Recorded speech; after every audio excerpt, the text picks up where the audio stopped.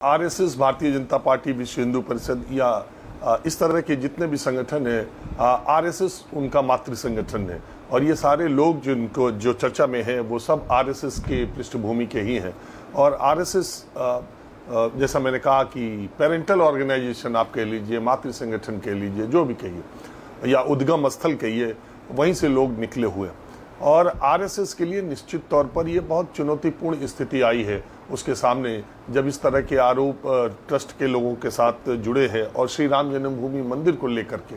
तो उनकी प्रतिक्रिया आनी थी। और ये ट्रस्ट की मीटिंग से पहले, क्योंकि देखिए आरएसएस के दो प्रमुख लोग जो उस क्षेत्र के हैं वो 3-4 दिनों पहले ही अयोध्या पहुंच गए थे और वहाँ पर उन्होंने अपनी रिपोर्ट निश्चित तौर पर अपने हाईकमान को दी होगी और उस हिसाब से उन्होंने समय लेकर के और बड़ा ही संतुलित और बड़ा ही संयमित बयान अभी दिया है आरएसएस की तरफ से जो आया है। और उसके अलावा कुछ कहने के लिए था भी नहीं, क्योंकि इस मामले में हालांकि आरएसएस के बयान में ये भी बात है कि इन सब घटनाओं से हिंदू समाज और हिंदू धर्म को बदनाम किया जा रहा है, जो कि आप देखिए, कर्म कोई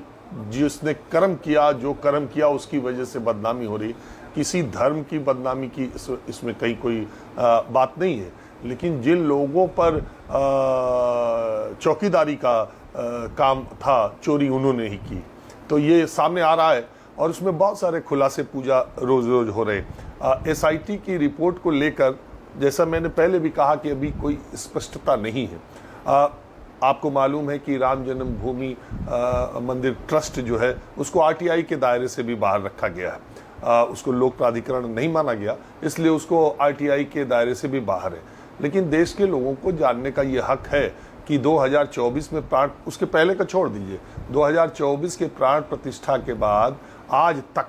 कुल मिलाकर राम मंदिर ट्रस्ट के बैंक में कितने पैसे हैं, कितना दान आया, कितना चढ़ावा आया, कितना आभूषण के तौर पर आया, कितने सोने चांदी के तौर पर आया, और अगर खर्च हुआ तो कहाँ खर्च हुआ। और ये सारी चीज़ें अगर पारदर्शी तरीके से सामने नहीं आएंगी तो दान देने वाले, चंदा देने वालों लोगों के दिमाग में एक संशय बना रहेगा हमेशा। चोरी तो हुई है, इसमें कहीं कोई दो राय नहीं। आप बताइए, पीएससी की 8 कंपनियां, 500 सीआरपीएफ के लोग और 750 उत्तर प्रदेश पुलिस के लोग वहां पर सुरक्षा में तैनात हैं। बताया जा रहा है कि 2 सीसीटीवी के कंट्रोल रूम थे, एक पुलिस देखती थी, दूसरा वहां ट्रस्ट के लोग देखते थे। वो सीसीटीवी फुटेज इतनी बड़ी व्यवस्था में, क्योंकि एक लेयर पे तो यह काम नहीं हो सकता,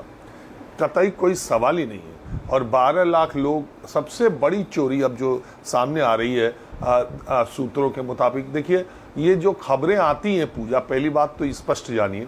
ये खबरें आती हैं उसी ऑर्गेनाइजेशन में, ये ट्रस्ट के लोगों में ही आपसी विवाद, रिक्रूटमेंट को लेकर, दान चढ़ावा चंदा को लेकर ट्रस्ट के लोगों में ही आपसी विवाद होने की बात आ रही है और उसके बाद से ये खबरें बाहर आने लगी। तो ये बात जो कुछ भी बाहर आ रही है वो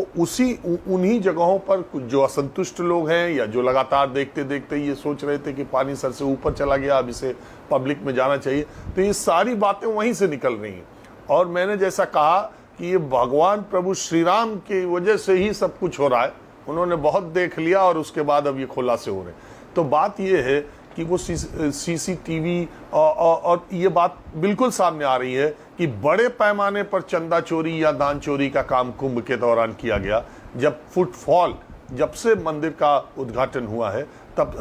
प्राण प्रतिष्ठा कार्यक्रम हुआ है, तब से सबसे ज़्यादा फुटफॉल जनवरी और फरवरी के महीने 2025 में था और सबसे ज़्यादा उस समय दान चढ़ावा चढ़ा था और सबसे ज़्यादा उसी समय हेरा फेरी की आशंका जताई जा रही है। तो ये इसके तार तो बहुत पीछे से जुड़े हुए हैं। मैं तो रोज आपसे ये बात कहता हूँ कि ये राम मंदिर, भगवान श्री राम के जन्म भूमि के मंदिर के दान चंदा चढ़ावा,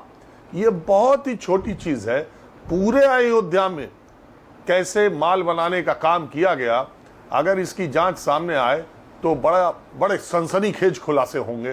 कैसे ज़मीनें खरीदी गई, कैसे ज़मीनें बेची गई, कितनी ज़मीन कितने की थी और कितने की खरीदी गई। राम जन्मभूमि मंदिर ट्रस्ट के लोगों ने, अयोध्या में जिन लोगों ने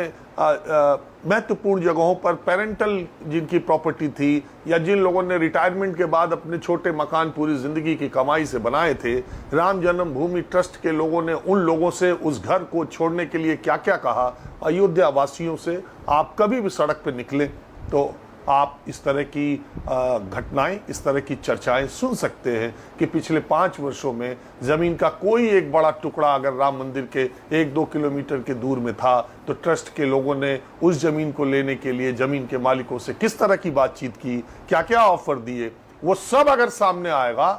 तब देश को पता चलेगा कि श्री राम जन्मभूमि मंदिर जो है वो